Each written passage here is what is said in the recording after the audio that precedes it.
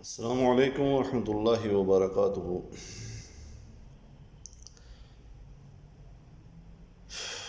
سمجھ نہیں آ رہی کہاں سے شروع کریں، لیکن افسوس صد افسوس ہماری زندگی پر، ہمارے مسلمان ہونے پر، ہمارے مسلمان کہلانے پر کہ آج نوبت یہاں تک آن پہنچی ہے کہ ہمارے ملک کا ایک گھٹیا اور غلیظ اور بدبودار ترین میڈیا، جو کہ اپنا سچ برداشت نہیں کر سکے اور ہمارے مذہبی اسکالرز پر وہ تنقید کا نشانہ کر رہے ہیں، ہمارے مذہبی اسکالرز کو تنقید بنا رہے ہیں۔ اور اسپیشلی جو پچھلے دنوں احساس پروگرام میں مولانا صاحب نے حالانکہ ہاتھ باندھ کر انہوں نے گزارش کی کہ میں سب سے پہلے ہاتھ باندھ کر معذرت کرتا ہوں کہ اگر مجھ سے کچھ غلطی ہو گئی ہو۔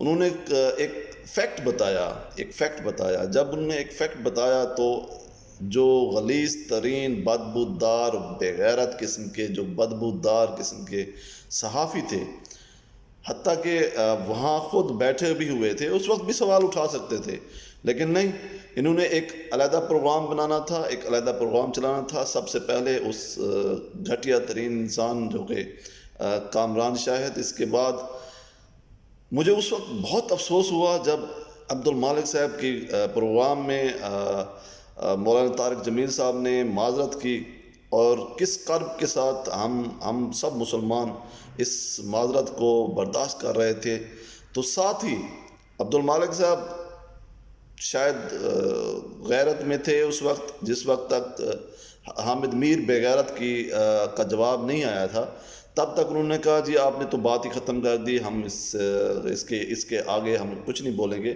لیکن اسی وقت ایک کتا بھونکا حامد میر کے منہ سے کہ نہیں جی آپ نے جناب 22 کروڑ عوام، ارے بھائی 22 کروڑ عوام آپ نے ٹھیکہ نہیں اٹھا رکھا۔ آپ بے غیرت انسان صرف اپنی اولاد کا آپ خیال کریں، اپنی جیبوں کا خیال کریں اور اپنی جو ہے رینک کا خیال کریں۔ خبیث انسان، آپ کو نہیں جو ہے ہم ذمہ داری دیتے اپنی زندگیوں کی کہ آپ 22 کروڑ عوام کے ٹھیکیدار بن کے بیٹھیں۔ 22 کروڑ عوام اپنے اندر جھانک کر یہ خوب سمجھتی ہے کہ وہ کتنا جھوٹ بولتی ہے، کتنا سچ بولتی ہے۔ اگر مولانا طارق جمیل صاحب نے اگر انہوں نے جھوٹا کہا تو کسی نہ کسی حد تک آپ کو اس چیز کی مرچی لگی، کیونکہ وہ سچے تھے اور سچے ہیں، اور آپ لوگ جھوٹے اور بے غیرت بدبودار قسم کے ایک گھٹیا ترین صحافی ہیں۔ اس وقت میں روزے میں بیٹھا ہوں، ورنہ میں کچھ اور الفاظ استعمال کرتا۔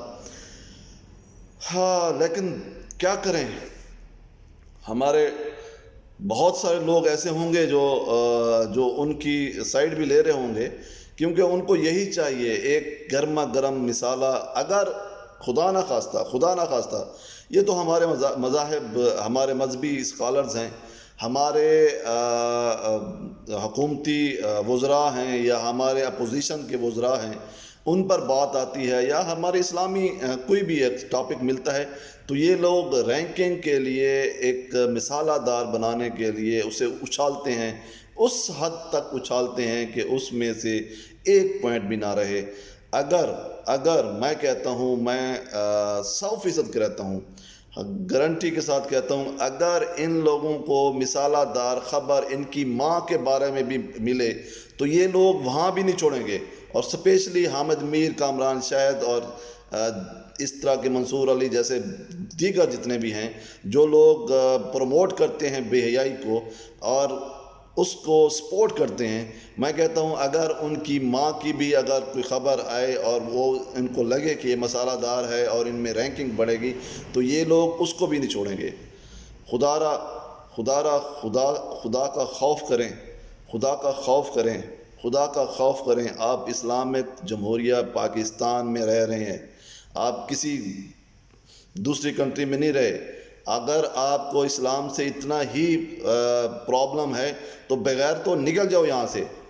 اور اتنے گھٹیا قسم کے لوگ، میں حیران ہوں کہ اسلامی اسکالرز پر جو ہے ڈیبیٹ کر رہے ہیں، اور ایک شریف النفس انسان وہ اپنی طرف سے معذرت بھی کر گیا، اس کے باوجود بھی نہیں حامد میر صاحب، نہیں طارق جمیل صاحب، اس کا کیا، آپ نے ہماری تو معذرت کری۔ ارے بھائی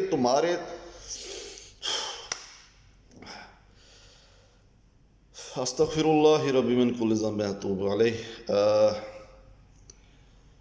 روزے میں ہوں اور میں اس سے زیادہ کچھ نہیں بول سکتا۔ کاش کہ ہم مسلمانوں میں اتنی غیرت ہوتی، اسپیشلی پاکستانوں میں، کہ ہم لوگ اسی میڈیا کو جو غلط کہتے یا فساد پھیلاتے، ان کو روڈوں پہ گھسیٹتے، پھر ہم ایک سچے مسلمان، ایک سچے محب الوطن ہوتے۔